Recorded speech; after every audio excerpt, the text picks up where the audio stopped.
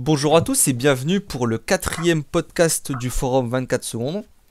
Comme d'habitude, je suis entouré de Doc, Pop et Réa. Salut les gars. Salut. Salut.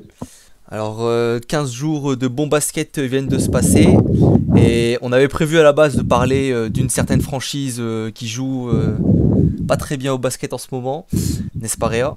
Mais récemment, on a appris il y a quelques jours voilà, que LaMarcus Aldridge prenait sa retraite de manière très, très abrupte, hein, je pense que personne ne s'y attendait. Donc on s'est dit voilà, qu'on allait faire une petite émission sur Aldridge. Alors je vais commencer juste brièvement à récapituler un peu sa carrière. Donc LaMarcus Aldridge est drafté en 2006 à la deuxième place par les Chicago Bulls, qui se sont empressés de l'échanger contre Tyrus Thomas, qui était pick en 4 par les Blazers, et les droits d'un joueur européen, donc il n'est jamais arrivé en NBA. Une masterclass Made in Bulls de 2006. N'est-ce pas Réa? Pourquoi changer? Voilà, donc Aldridge est un peu barré par Magloire et Randolph en saison rookie, l'époque Jay Blazers notamment pour Randolph. On lui laisse vite les clés du camion à sa saison sophomore, hein, duo de folie pendant quelques années avec Brandon Roy. Portland, c'est 4 fois All-Star et 3 fois All-NBA là-bas. Quitte la franchise en 2015 après 648 matchs et une moyenne de 19 points, 8 rebonds à 48% shoot. Il signe aux Spurs à l'été 2015 où il y passera 5 saisons pleines, plus la demi-saison actuelle avant de faire son buyout vers Brooklyn. Et donc au total, voilà, Aldridge, c'est 7 fois All-Star, 5 fois All-NBA, presque 20 000 points en carrière, hein, il s'est arrêté à 19 951. Et malheureusement, une seule petite apparition en finale de conférence, c'était en 2017 avec les Spurs face aux Warriors.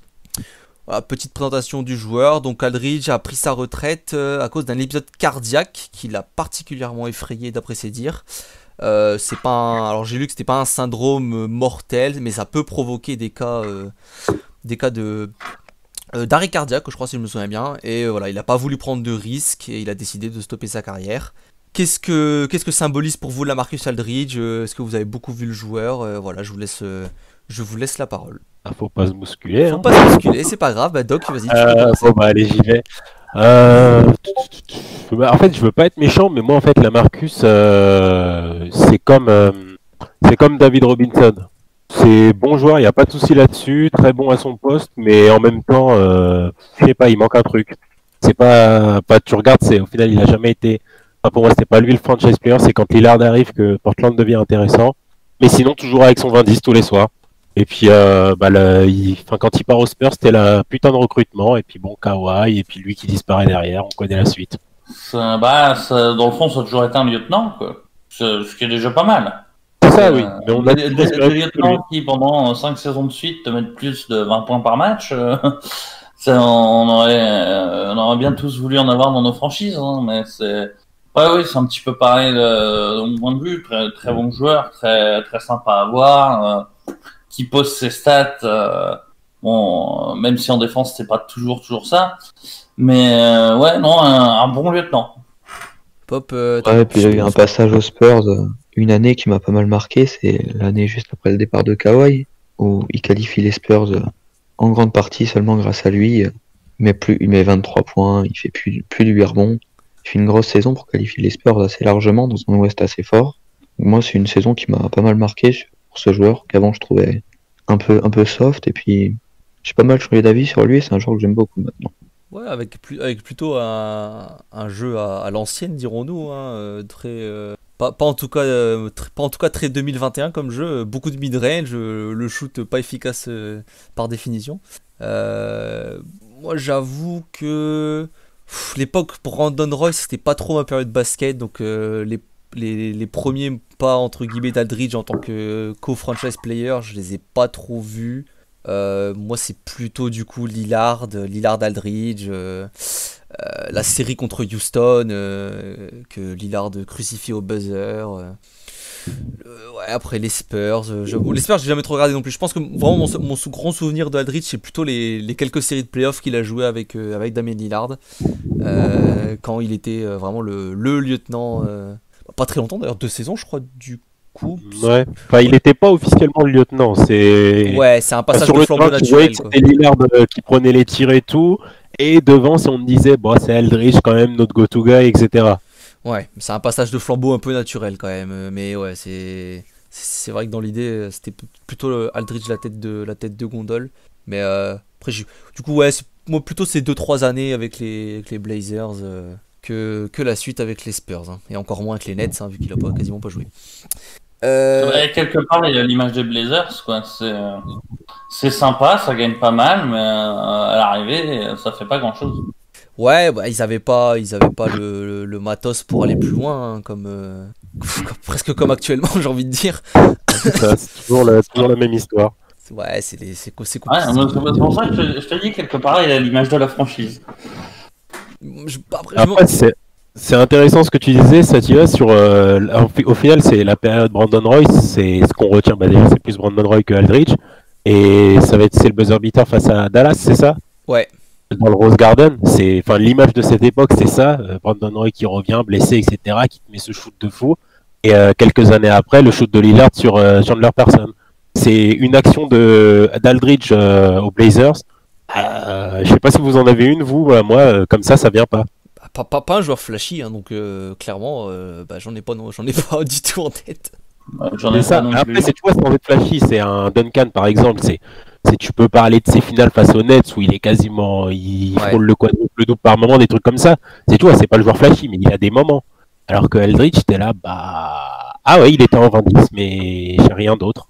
Après, ils sont pas allés loin en playoff, hein, donc forcément, on s'assure que. Ouais. Bon, voilà, petite rétrospective sur sa carrière et qui va ouvrir bah, du coup notre débat du jour qui est lié à Aldridge. Est-ce que Lamarcus Aldridge mérite ou pas d'être au Hall of Fame? Grande question parce que on va tout de suite sortir le chat du sac. Hein. Tracy McGrady a été Hall of Fame avec une carrière quand même pas incroyable et pas nécessairement meilleure que celle d'Aldridge. Alors on peut toujours argumenter qu'il a eu un pic offensif, etc. Mais enfin, individuellement, collectivement, à la fin, franchement, les deux joueurs, ils ont pas des grandes différences.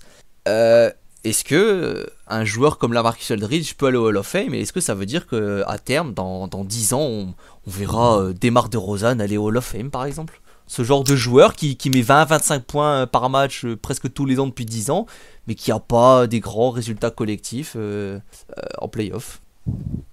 Est-ce qu'on l'y verra? Peut-être. Est-ce qu'on veut l'y voir? C'est autre chose. Tout dépend de ce que tu mets dans le Hall of Fame. Alors certes,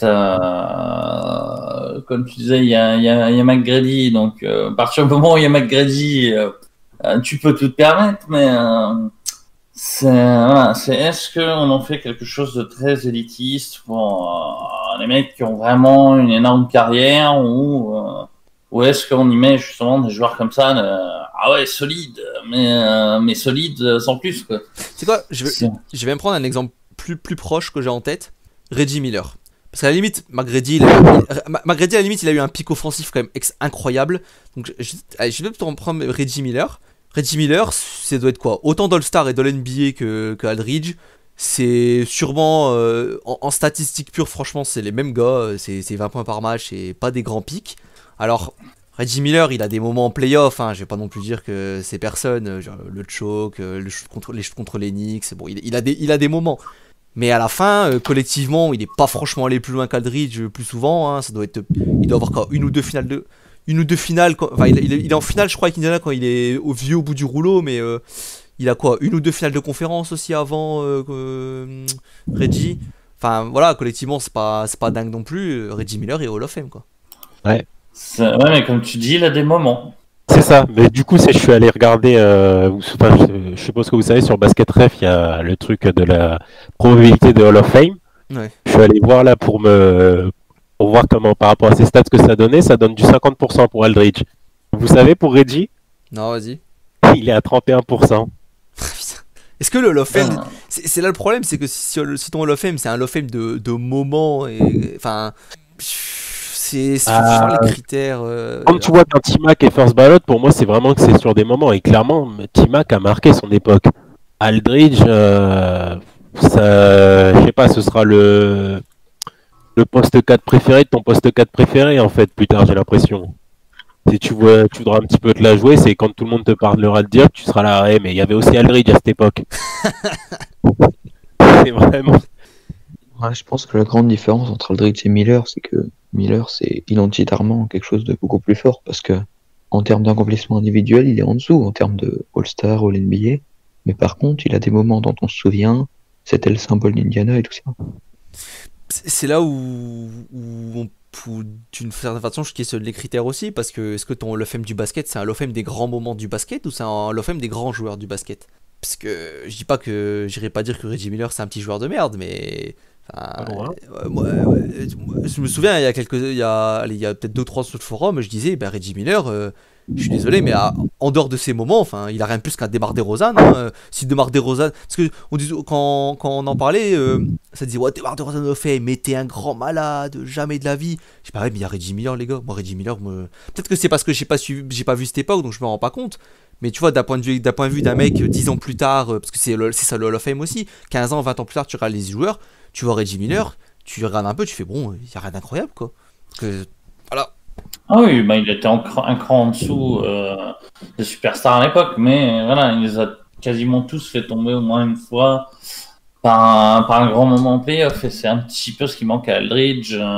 C'est ce qu'on le disait tout à l'heure, hein, c'est les grands matchs avec Aldridge dedans en playoff, c'est soit D-Roy, soit Lillard qui mettent le panier. Ouais, c'est un peu coin flip, je pense, ça rentrer au Hall of Fame, effectivement. Le 50%. Disons que ça m'étonnerait qu'il soit au first ballot, mais pourquoi pas? Après, là, moi, je suis partisan dans le Hall of Fame où tu rentres pas comme ça, donc je doute bien que quand T-Mac est rentré first ballot, ça m'a bien fait chier. Mais oui, tel qu'il est actuellement, pourquoi pas? Mais voilà, si tu me demandes mon avis perso, il n'a pas à y être, mais tout comme certains qui y sont n'ont pas à y être. Même un Penny, pour moi, il n'a pas sa place au Hall of Fame. À qui?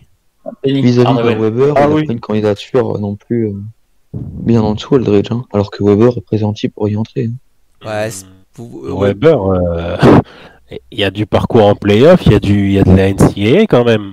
Déjà, il y a la NCAA, mais je pense que, enfin, il incarne aussi les Kings du début des années 2000 quand même. C'est lui le franchise player. Au bout d'un moment, le gars, il y a un scientifique qui parle de lui. Il n'y en a pas un sur Aldridge, par exemple. Ça intéresse personne de faire un docu sur Aldridge. Oh, quand même. Il a une saison, justement, la saison Spurs, après le départ de Kawhi, pendant la blessure de Kawhi, où il est à très très haut niveau. Hein. Non, mais Weber. Non, j'en mets pas au niveau, en fait. Mais des joueurs qui sont au niveau NBA, il n'y en a pas dans chaque franchise, mais presque. Est-ce qu'ils doivent tous finir en Hall of Fame? Ça, c'est une autre question. Tu dis Kevin Love s'il reste toute sa carrière à Minnesota, est-ce qu'il finit au Hall of Fame? Pour moi, et éventuellement, s'il aurait quand même pu aller gratter très haut les rebonds. Et du coup, ça lui aurait donné une place. Mais sinon, c'est pas marquant. C'est grâce à ces titres qu'il va y finir éventuellement. Ça me ferait bien mal, tu vois. J'adore Love aussi, hein, mais pour moi, il n'a pas sa place. Bon, d'un autre côté, je milite depuis des années pour l'NBA Hall of Fame. Mais ça pas plus, hein. Ça, je trouve c'est quand même assez légitime et un peu pas honteux, mais franchement qu'il y soit pas. Bon, je veux dire, ne serait-ce que, tu sais, c'est quoi le plus marrant, c'est qu'il va réussir à y rentrer en tant que coach en plus et pas en tant que joueur. Oui, c'est probable. Je pense que c'est le pire, c'est qu'il va y rentrer en tant que coach, quoi. Alors que c'est quasiment la tête de gondole d'une des grandes équipes de l'histoire. Voilà, tu penses Pistons, The Bad Boys, tu penses Thomas et tu penses Lembeer, quoi. Ah bah clairement. Voilà, il a des moments... le mec qui assumait d'être le méchant. Il a des moments marquants, il a quand même des perfs, hein, il a quand même fait des sacrés matchs et tout. Bon, après ça c'est encore autre chose. Et pourtant, tu vois, je vais rebondir là-dessus pour éviter qu'on déborde un peu trop, mais c'est intrinsèquement, Aldridge est un meilleur joueur que Lembeer, je pense. Mais pour moi, Lembeer a plus sa place parce qu'il a su hausser le niveau de jeu, il a su montrer qui c'était Raoul en playoff, et ce que n'a pas toujours su faire Aldridge. C'est un des symboles d'une équipe qui gagne, en fait, tout simplement. Oui. Aldridge en playoff, il a des stats honnêtes. Hein. Il est toujours à plus de 20 points. Oui, il gagne pas, enfin, forcément. Et si tu mets que dans l'équipe des Pistons des années 80, il gagnera. Hein. Ça, c'est toujours une Ouais. affaire de contexte. C'est un peu réducteur de dire il gagne pas, quoi. Et bien sûr, mais il aurait fini Hall of Fame s'il était dans ces Pistons-là. Tu vois, il a jamais donné l'impression de carry l'équipe, lui tout seul. Alors si, éventuellement, une fois aux Spurs, comme tu disais, mais encore une fois, c'est aller où? C'est pas aller très loin en playoff cette année-là. Moi, je parle de Ça avance forcément, contre sans forcément une être équipe titré, qui est deuxième. de carry ton équipe au moins jusqu'à la finale de conférence. Ouais, Ah bah ça, Ouais, et puis l'Ouest à ce moment-là c'est compliqué, c'est clair en plus. C'est clair que Aldridge il a joué dans un Ouest très compétitif. Ah, il est mal puis tombé. avec le C'est meneur le une plus sur année, le côté de la ligue c'est aussi. Hein. les Suns qui sont pas en playoff à 48 victoires, un truc comme ça. À l'époque où vous avez Dragic et tout. Oui, Dragic, Thomas et Bledsoe. Bledsoe, tu dis c'était n'importe quoi quand même cette ligue. Ouais. C'est vrai que Ah, c'était. cette Ouest-là. C'est pas l'année où justement ils ont aboli le top 4 automatique pour la division parce que Portland avait. Oui, c'est à cause d'eux. C'est le truc marquant, c'est eux les derniers à Ouais. avoir bénéficié de ça. Ils ont bénéficié du site 4 alors qu'ils avaient un bilan de 7ème, je crois. Ça devait être un C'est truc comme ça. ça. Et je crois que c'est l'année où Phoenix justement reste au carreau 48. Je crois que c'est cette année-là, ouais. Et à moins que ce soit cette année-là. Parce que je crois qu'ils sont Portland doit être à 49 ou 50, un truc comme ça. Et il me Après semble oui, Portland était devant eux. Ouais. Pour Ouais, le ils ont, bilan, il n'y a pas de souci. ils ont 49 Mais 50. Ouais. oui, champion de division et donc avantage du terrain au premier tour qui s'avait pas mal fait parler. Et ça a été aboli quasiment l'année suivante. Ouais, non, mais c'était ça. Ouais, bon. Je sais pas s'il va y rentrer. En plus, j'ai un peu peur toujours de genre de. Bon, il est pas mort, mais tu sais, ce genre de fin de carrière qui peut embellir les joueurs, etc. Je sais pas. Ah oui, clairement. C'est comme Roy, hein. Ouais, sans parler de Roy. Roy, c'est autre chose. Roy, il avait même pas encore décollé. Là, c'est vraiment sur sa fin de carrière. Après, c'est dommage. Moi, quand même ça, le truc à la base, ça me fait mal au cœur pour lui, parce que c'est un bon joueur.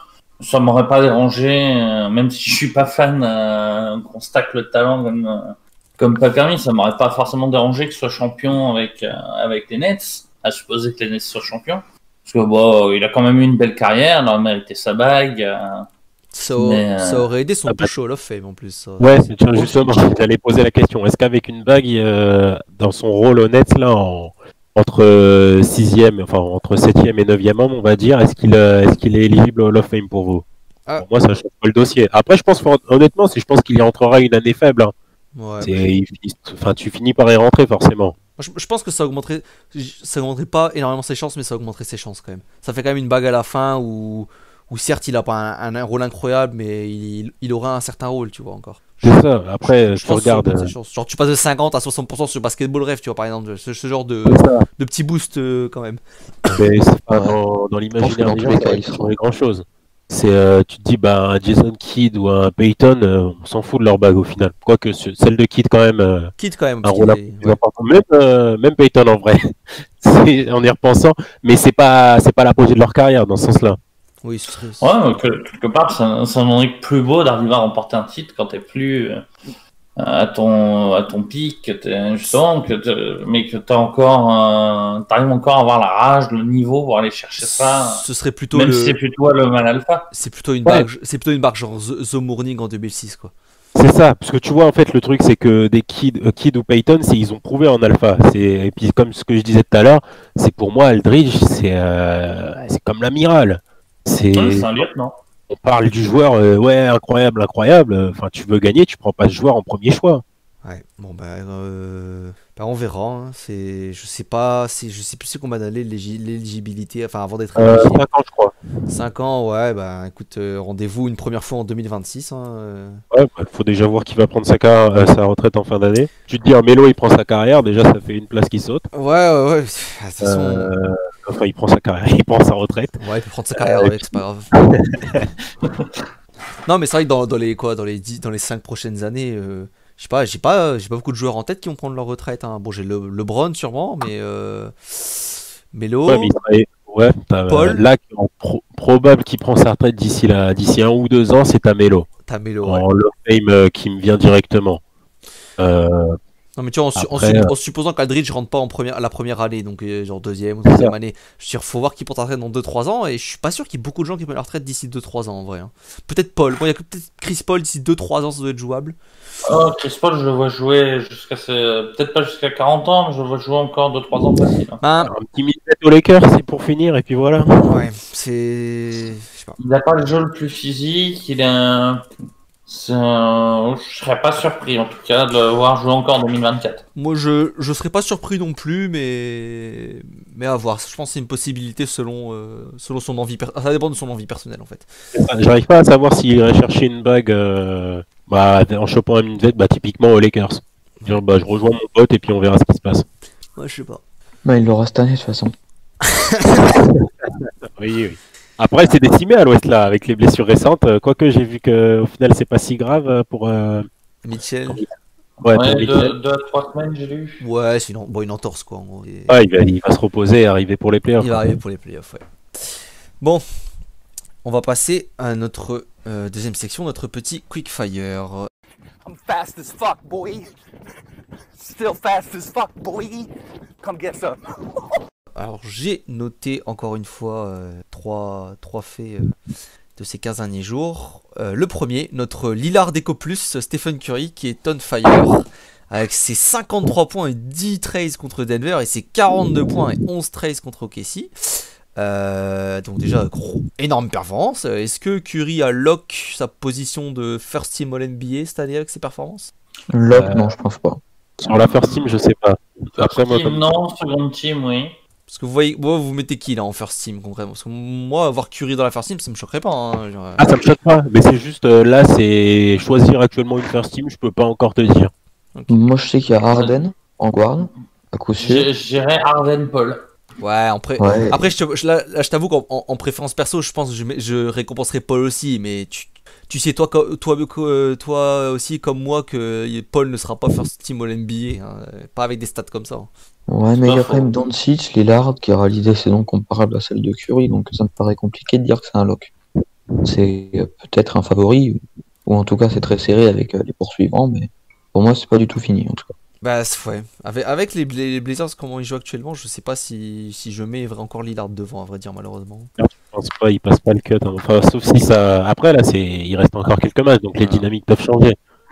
Et puis Golden State c'est toujours pas playoffable, hein. Enfin toujours pas playoffable dans les 8 je veux dire. Ouais. Ça m'a l'air bon pour le play-in, mais après effectivement c'est pas dans les 8. Mais c'est pas loin, hein. Ils sont juste derrière Memphis je crois maintenant, hein. Ils doivent être Ouais. ils sont pas mal rapprochés il me semble.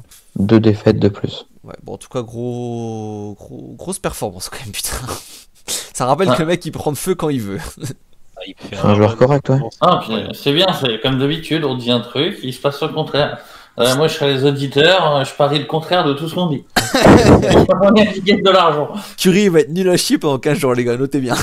C'est ça. Après, c'est comme ce que je disais en off, c'est pour moi, c'est pas vraiment cette saison, il a fermé toutes les bouches. Tu peux plus parler sur lui, sa place dans l'histoire et tout. Ben C'était déjà le cas je pense. non, Il y a encore des trucs, il est pas final MVP et tout. Là, Ouais. en fait, qu'est-ce que tu veux dire sur lui aujourd'hui? C'est marginal je pense. Moi je trouve que les gens quand on leur dit Curry playoff, ils retiennent que 2016, la passe dans le dos raté. Alors que le mec il a bon c'est une autorité publique que je suis pas son plus grand fan pour autant, mais il a tué des matchs à lui tout seul en finale aussi, hein. Il en a tué des matchs, mais pas assez marquant par rapport à 2016. Donc il y a toujours des haters qui traînent hein, sur Curry. Après, en 2016, ce que les gens ont tendance à oublier aussi, c'est qu'il joue avec le genou sous le bras. Donc, Ouais, mais alors le problème du genou sous le bras, c'est que le genou sous le bras, c'est quand il fait 15 points, mais quand il en met 46, il n'y a plus trop le genou sous le bras. Donc au bout d'un moment, il a le genou ou il a pas le genou. pour moi, il n'était pas à 100% en 2016. Je dis pas que les Cavs n'auraient pas dû être champions ou quoi que ce soit. Ils ont fait un très beau champion. Mais pour moi, dire ouais, mais il a choke en 2016, en 2016, il n'était pas à 100%. Je pense pas Il aurait fait la même en 2015, j'aurais dit là, il a choke. En 2016, c'est une faillite collective. Hein. Bah, sauf Draymond. Déjà en 2016, si Durant ne choquait pas à longueur de temps, on n'aurait même pas vu Golden State en finale. Et déjà. Durant il est pas dans ses standards mais il est pas immonde hein.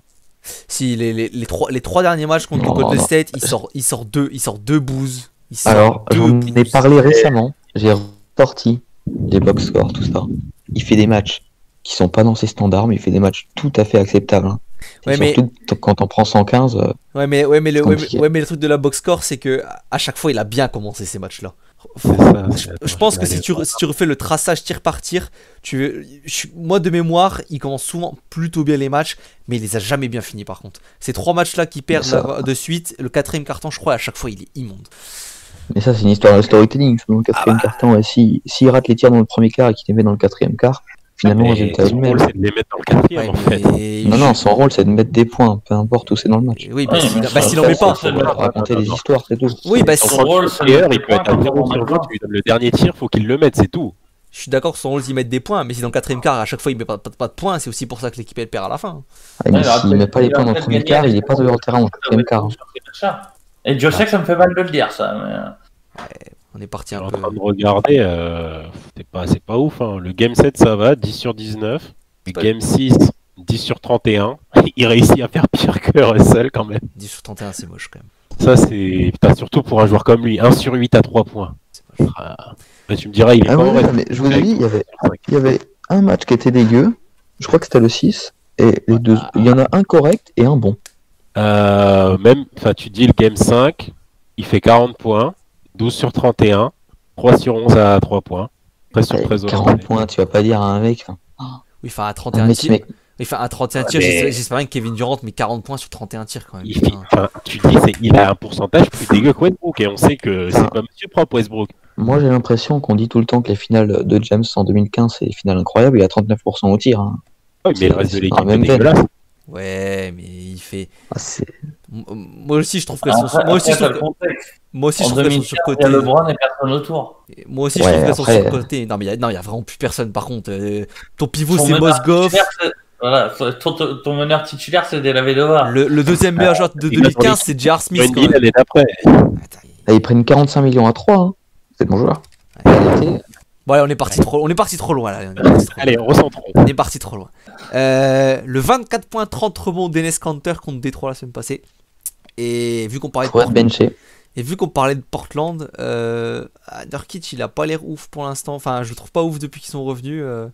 Ah, il faut toujours un peu de temps aussi pour revenir. Et puis, Ouais, quand t'es en pleine bourre, donc la comparaison fait forcément mal pour un Nurkic, mais moi je m'inquiète pas. Puis, de toute façon, Kanter, il aura beau mettre 25 paniers et qu'on l'appelle Maître Kanter, il défend toujours pas. ouais, mais moi la défense de Nurkic, je la trouve vraiment pas terrible voilà, cette année. Nurkic, c'est pas mieux, mais Kanter, si tu sais que tu peux pas aller loin avec dans tous les cas. C'est le gars, tu regardes par exemple à l'époque au Jazz, moi si quand même aujourd'hui c'est Gobert fait quand même plus de rebonds, je pense, mais les stats y a rien à voir, sauf qu'une fois que t'as Gobert qui est dans le 5 à sa place, c'est une autre équipe. Ah, mais ils sont passés de. Quand ils font le changement, ils passent de genre bottom 5 à top 5 au foot. C'était un truc de fou, tu te fais, mais attends, les stats, c'est. Franchement, et tu dis à l'époque, c'est les stats elles sont pas minables, hein. Mais vraiment, si tu regardes, ça doit être ouais, il a peut-être sa dizaine de points. Il est peut-être en double-double quand même déjà. Ou un petit peu en dessous. Mais si tu te dis, c'est vraiment, quand tu regardes le Kanter, il est en 15-15. Tu te fais, comment ça se fait? C'est mais dommage en plus, parce qu'il est super soyeux comme joueur. Ah, mais ouais, il est vraiment beau à voir jouer. Et puis en plus, je peux pas l'insulter non plus, mais à chaque fois qu'il joue face aux Sixers, il sort des matchs, t'es là, mais putain, mais il rentre tout ce gars. C'est vraiment, si tu le vois, t'es là, il va te prendre 5 rebonds offensifs sur ta gueule et tout, t'es là, mais vas-y, mais pourquoi c'est son match de la semaine, c'est face à nous? Parce qu'il y a un pivot qui défend pas en face aussi. Ouais, ça doit être ça. Et j'avais noté la 5e défaite de suite de Chicago et la Vine qui passe sous protocole Covid. Bulls actuellement c'est 22-33, 11e à égalité avec les Wizards qui sont 12e. Putain, ça va. Est-ce que ça va rater même le play-in à ce rythme-là quand même? Non, en fait, Ouais, tu veux que je c'est- te tienne le crachoir pendant 3 heures, c'est ça? Ah non, je vais pas Pour l'instant, ils en sont sortis, hein. Qu'on aille en play-in ou qu'on n'y aille pas, si c'est pour se faire peler le cul, ça changera pas grand-chose. Il y a la moitié des joueurs qui sont à virer, pour être poli. On a un coach pas fou, et ça, Enfin, de toute manière, sur Chicago, il me faudrait un épisode entier pour en deviser, mais voilà, T'inquiète pas, on est nul, rien de nouveau. si dans 15 jours ils sont nuls, on s'en fera un. Ah non. Mais voilà. De toute façon, après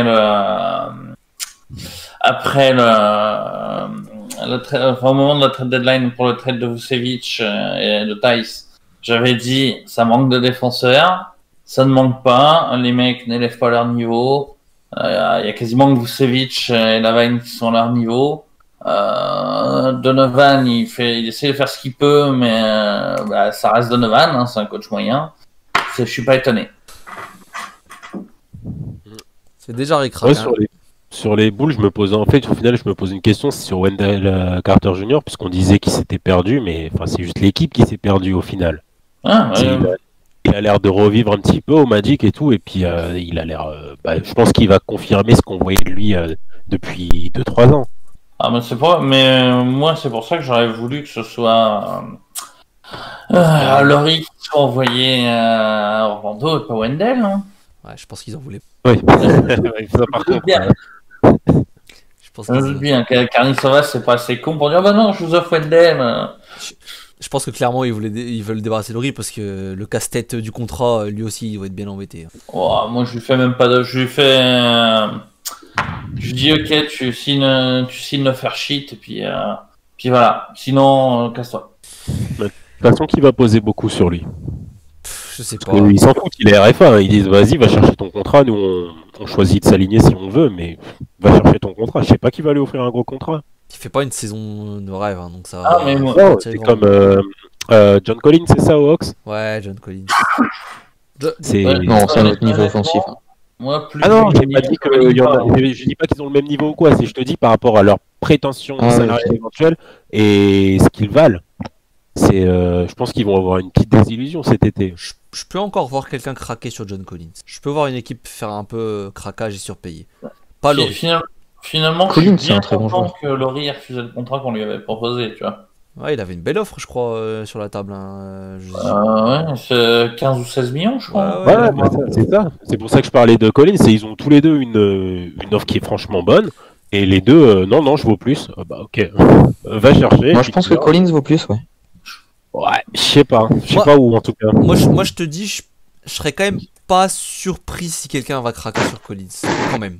Ouais, je serais pas surpris non Je plus. serais pas surpris parce que il a une saison en 22-10 sous la main. Il est jeune encore. Ah, il Moi, je progresse serais en pas surpris que défense. Francis lui donne ce contrat sans mordre les doigts un peu plus tard. Je dis pas Ah qu'ils non, vont pas je s'en pense mordre les pas. doigts, mais je pense Il est que hyper skillé ça en peut attaque, craquer. il shoot, athlétique.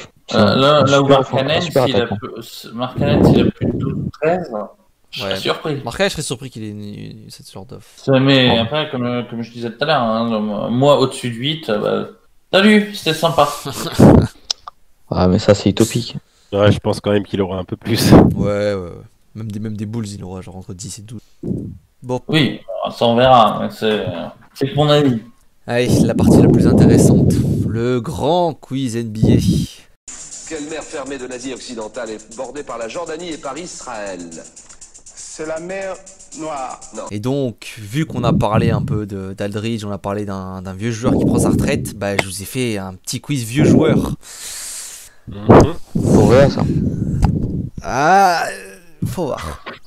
Je vais te calmer, fiston, là. Allez, 6 questions au programme. J'espère que vous êtes chaud.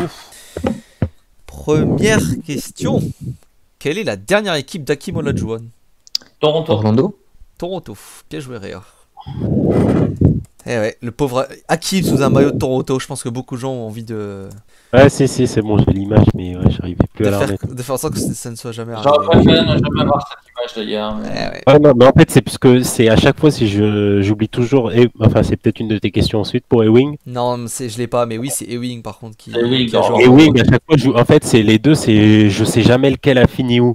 Et Ouais, du c'est coup, pareil, moi aussi, j'ai dit Orlando. Je pense, j'ai confondu avec Ewing, j'ai dit Alors, c'est Orlando. Ewing qui a joué même à Seattle. Il a fait une saison à Seattle après les Knicks et ensuite il y a Orlando. Je crois que c'était direct Orlando. Eh non, pour vous Ah dire. ouais, dans mon souvenir, c'était ça aussi. Mais... Non, il a une saison au Sonics, hein, pour vous dire à quel point il s'est perdu et à quel point ça a marqué les gens. Daniel Ewing. Alors, Ewing avec un maillot des Sonics, par contre, faut s'en souvenir. Hein. J'avoue. Attends, du coup, je suis allé voir 26 minutes et puis 79 matchs. Ah ouais, un vrai rôle en plus. Hein. Le mec il est titulaire, Ah ouais. 27 minutes, vrai Putain. rôle. Et ouais. Ouais, 10 points, c'est trop bon. Ouais. Bon, 25. Improbable. Et ouais. Deuxième question. Quel est le plus vieux joueur à avoir évolué en NBA? Paris? Pablo Prigioni, je sais plus son nom. Non. Oh, je pense à Paris aussi, donc. Je crois que pareil, c'est deuxième. Deuxième ou troisième en tout cas. Qui ça peut être? Un intérieur. Non, mais attends, Réa, t'as pas répondu au final. T'as dit Paris aussi alors que c'était non. Oui, mais justement. Opposant, soyons sport. T'as pas avoir beaucoup d'idées en tête là. Bon allez, on peut laisser les autres Un parler. intérieur? Ouais, l'intérieur, allez. À l'intérieur, pas le plus connu. Hein. Parmi tous ceux qui ont joué longtemps, en fait, c'est pas le plus connu. Mais intérieur, qui a fini sa dernière année à Dallas, si je me trompe pas. Sa dernière année à Dallas. Dans les 90s? Willis. Ouais, Kevin Willis. Ah putain, bien vu. Ah ouais, non, mais jamais je l'aurais eu. Kevin Willis, 44 ans au Mavericks au milieu des années 2000. Il avait pas joué l'année de ses 43 ans. Je sais plus s'il était. Mais il a joué l'année de ses 44. Ouais. Il a joué 5 matchs, hein, c'est insignifiant, hein, mais voilà. 44 ans, bordel. C'est le seul vieux qui me soit venu en tête quand t'as dit Dallas. 40. Pourtant, ils en ont eu des vieux. Ils en ont eu, hein, mais là, Kevin Willis, c'était quelque chose. Ah, tu vois, je viens de faire une petite recherche. Wikipédia me dit qu'il y a encore plus vieux. Ah ouais? Ouais. Ouais, un Natiki. Oula. Même c'est en NBA ça, non? Sur les années 40. Hein. Oh oui, oula, ouais, bon. Ah oui, non, mais ok. Bon, la préhistoire du basket, on oublie, hein, quand même. Qui aurait joué à 45 ans et 363 jours pour les Providence Steamrollers. Ouais. Il a été au lycée avec Jujuc apparemment. J'ai dit la NBA. C'était un élève de Juju. J'ai dit la NBA, Eh oui. et ça, je suis désolé, c'est pas la NBA. Non, c'est la Techniquement. La NBA Ah, est Non, fondée. c'est vrai, c'était la BAA. Voilà. Voilà. Et hop là. Comme ça, j'ai quand même bon. Troisième question. Qui est le plus vieux champion NBA? Il a été champion très vieux. Ça, c'est sûr. Karim Abdul-Jabbar? Non, ce n'est pas Karim Abdul-Jabbar. Ah non, putain. Le joueur le plus vieux à avoir été champion NBA. Ah, pourquoi pas Paris en fait? Et bah oui, tout simplement, Robert Parrish avec les Bulls Ah, de putain. 97. J'étais en train de me dire la même chose. Et- J'étais en train de chercher, je suis là, mais en vrai, les Celtics, ils font des runs archi vieux. Mais c'est avec les Bulls de 97. Ah ouais? Et oui, Parrish Ah ouais, bah, faisait partie des Bulls de 97. Et, Eh c'est... ben, le hasard fait bien les choses. Hein. et il est champion. C'était calculé. Tu vois, c'est comme le joueur de foot qui fait un centre qui rentre, voilà. Ouais, C'était prévu. Parce que c'est 96-97, c'est la seule saison qu'il joue avec Chicago, mais il est champion en étant Ouais, un putain de dinosaure. Rick Fraser, ça. Hein? Aller chercher sa bague comme ça. Ouais, Je Ring croyais que Chaser. c'était que depuis les Browns, moi. Ring Chaser. Ouais, par contre, Robert Parrish, on m'a 43 menti. ans. 43 ans. Il mettait pied à pied, il a quasiment pas joué des playoffs, hein, sans surprise. Et il s'occupait de la garderie pour les jeunes papas du vestiaire. Ouais, c'est ça. Bon, allez, on reste dans l'esprit Bulls. À quel âge Michael Jordan prend-il sa retraite pour la première fois? 31 ans. 30 ans, Allez. 30 ans, pardon. Non. 32. Eh ben, vous êtes tous les trois faux. 29? Eh oui. Ah, dans ma tête, il avait déjà 30. Putain, il avait la trentaine pour moi. Non, mais il a raison. Ouais, non, oui, après. Parce qu'il prend sa deuxième à 35 ans, donc... Non, ça ouais, il avait quasi 30. Attends, Réa, t'avais dit 30, je crois, au début, c'est ça? Ouais. Techniquement, il avait 30 ans. Parce qu'il est né en février. Techniquement, il avait 30 ans. Donc, dans tous les cas, t'as bon.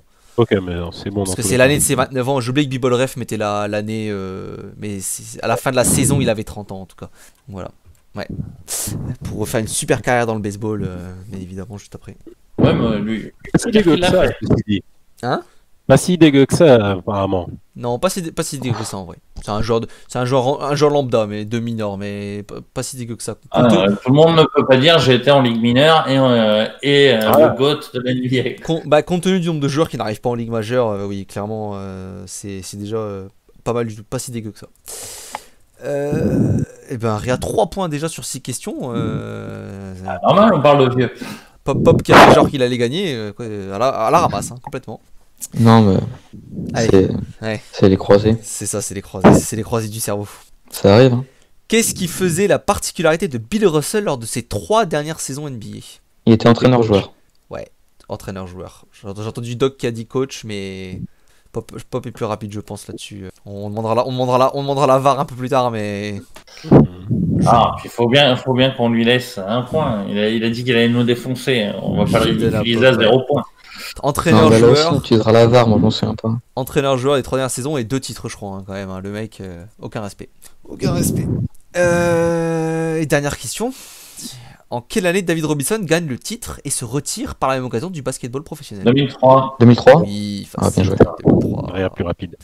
Rapide, des questions de vieux, voilà, hein, c'est tout de suite. Non, mais il y en a qui attendent que le présentateur finisse de parler. Et puis Ouais, c'est voilà, ça. il y en a qui répondent rien.